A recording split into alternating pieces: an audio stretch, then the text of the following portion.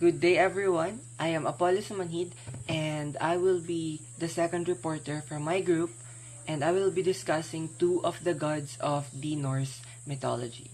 So let's keep going. For this video, we will be discussing about the Norse god Baldr and the Norse god Vidar. So who is Baldr? Baldr is the god of almost all that is good. He is associated with everything that is beautiful and joyous in the world. Like the much beloved Frey, Frey is also the Norse god, Baldr was a friendly and kind spirit. Unlike Frey, however, he was not particularly mighty, nor endowed with great power as Thor might have been. Everyone loved to be around Baldr. Wherever he went and whoever he spent his time with, the encounter was inevitably joyous. So let's go with the family of Baldr. Baldr is one of the two sons of Odin and Frigg. He had a twin brother by the name of Hoder, who was blind. His wife was Nanna, who was a daughter of the god Nep. Together, they had a son, Forseti. Their son is the god of justice in the Norse tradition. A dark prophecy of Baldr. At some point, Baldr began to have terrible dreams foretelling his death. Since everyone loved him so much, this was also worrying and disturbing to the other gods. Fearing that these dreams were prophetic, they sought a solution to prevent his death from coming to pass. The wise Odin took up the task of finding a final solution. Odin got on his horse, Sleipnir, and literally hoofed it to the underworld, where a deceased female seer resided. When Odin got there, the underworld was decorated and set for a party. It would then turn out that the Sikress had foreseen Baldr's death and they were preparing a suitable welcome for someone of this status. When Odin told Frigg about what was prophesied to be half their son, she went to every single thing in the cosmos and got an oath from them that they would not harm Baldr. The death of Baldr. Thanks to these oaths, Baldr essentially became invincible. The other gods thought that this was hilarious and took pleasure in throwing all sorts of things at Baldr to watch them bounce harmlessly off him. Loki, the god of mischief, saw this as a great opportunity. He went to Frigg in disguise and asked her if she really got an oath from everything in the cosmos. Frigg let slip that the exception was the humble Miss Fetto, since she should see no way it would be dangerous.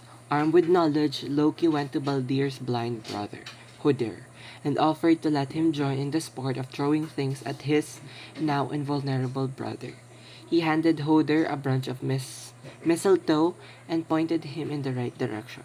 The branch pierced Baldr and struck him dead right there. So the cause of Baldr's death is because of Loki, the god of mischief. Continuation, if you thought that the world was sad when Princess Diana passed away, that was nothing compared to the cosmic sorrow that was expressed by Baldr's death. Another son of Odin, Hermod, volunteered to ride Sleipnir to the underworld and beg Hef, the goddess who ruled that domain, to return him. Baldr's modern influence. Baldr's name is well-traveled and can be found in many places in the modern world. Across Europe, there are many streets, towns, and other places that carry his name or a name derived from it. There is even a village in southern Manitoba named after this god of beauty. Of course, since Thor has been made a household name again thanks to his incarnation in Marvel Comics, Baldr has not been far behind. He is represented as a heroic character and ally of the comic book Thunder God. His name also features prominently on the Baldur's Gate series of role-playing video games, a series that is widely considered to be one of the best game series ever made. Now let's move on to the second god, Vidar. Odin, the chief god and all the father of men, saw the female giant Grid and was mesmerized by her beauty. Unlike other Jotuns, Grid is described as an exceedingly beautiful giant that even Odin himself could not resist her charm. From Odin and Grid came the Norse god of Vidar, one of the strongest gods in Asgard next to Thor and Tyr. The Norse god Vidar is destined to fulfill the prophecy of defeating the giant wolf Fenrir and restore the world after Ragnarok. According to the sagas, Greed is the provider of important things. She has given gifts to several gods which are primarily tools that they have in need of. To fulfill her ultimate role, she gave Odin a son that he needs for Asgard to triumph in the final battle. Even before Ragnarok, it has been long since prophesied that many gods will fall and Odin, the father, will perish. It was further told that after Ragnarok, Vidar, the son of Odin, will kill Fenrir, which will lead to Asgard's victory in the inevitable battle. The Norse god Vidar grieved his father's death even before it happened and vowed to avenge him. After his vow, the Viking god Vidar deprived himself of speaking and focused on preparing for the coming Ragnarok. Thus, he became known as the Silent God. The myth of the magical shoes. To ensure that he will be able to avenge his father, the Viking god Vidar wandered all over Midgard to collect every feather scraps that men discarded after crafting their shoes. From Midgard, the world of men, the Norse god Vidar brought the scraps of feather to his garden home in Asgard. For days on end, he worked to craft the mightiest shoe that he would wear on the final battle. He occupied all his time in crafting the mightiest shoe that he was no longer able to tend in his garden. Although Vidar is known as a nature-loving god, the sagas describe his home as a garden with tall grasses and scattered broken off tree branches.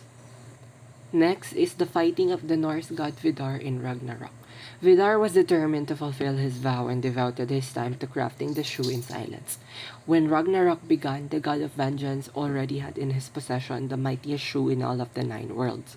The Norse god Vidar then rode his horse to battle in search for the giant wolf. However, Odin was already devoured by Fenrir. Upon seeing Fenrir, Vidar jumped onto the beast and ferociously thrust his shoe on Fenrir's tower jaw. With the great strength of his hand, he held Fenrir's upper jaw and tore the giant wolf apart. The power of Vidar's strength and magical shoe defeated the beast that brought down Ragnarok. Next is the aftermath of the Ragnarok. The Norse god of vengeance, Vidar, saved the 9 worlds from ultimate destruction by killing Fenrir. Without Vidar, Yggdrasil, the sacred world tree, would have been completely damaged. The surviving men in Midgard took shelter in Yggdrasil until the world became inevitable again. With the old gods gone, it is now time for the new ones to continue the legacy of the All-Father. The Norse god Vidar, together with the sons of Thor and the other surviving gods, restored the damaged Asgard. He led the new pantheon and was worshipped as the new chief god in the Nordic and Germanic religion. Vidar became the new chief god in the Nordic and Germanic religion. Vidar Norse god powers. Vidar is one of the strongest gods who inherited his strength from his Jotun mother. Aside from his extreme strength, the Norse god Vidar also possesses a mighty shoe infused with magical powers, as we have seen previously in his myth. Next is Vidar's symbols and their meaning. The Gosford Cross. Cumbria was part of the kingdom of Northumbria that was settled by the Vikings in the 19th century. So the symbol that is evidently Vidar's symbol can be found in Cumbria. It was the symbol of Gosford Cross. The Gosford Cross is a standing testament that there's a lot more to Vidar than what's written on the sagas. He is one of the few gods who survived Ragnarok. Additional information, the heir of Odin. Many people have not heard any mention of the god named Vidar and would be surprised to know that he is actually the successor of Odin.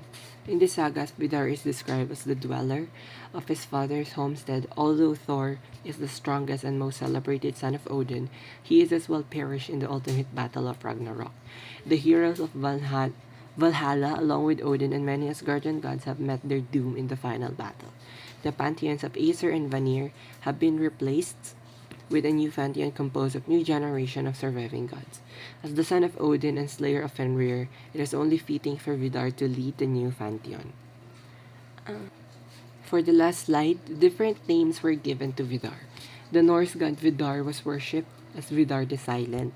His followers would actually worship him in silence to be at peace with nature and to honor the god that represents the continuity of the universe. He was also worshipped as Vidar the Wolf Reaper. It was customary for his worshippers to offer scraps of leather to commemorate his triumph over the giant wolf Fenrir. The Vikings have worshipped the Norse god Vidar, brought their tradition along with them as they traveled to the New Worlds. The Gosford Cross is a surviving proof of the importance of Vidar in the Norse religion and mythology. That's it with my report about the Norse god Baldr and the Norse god Vidar. Thank you for watching and listening.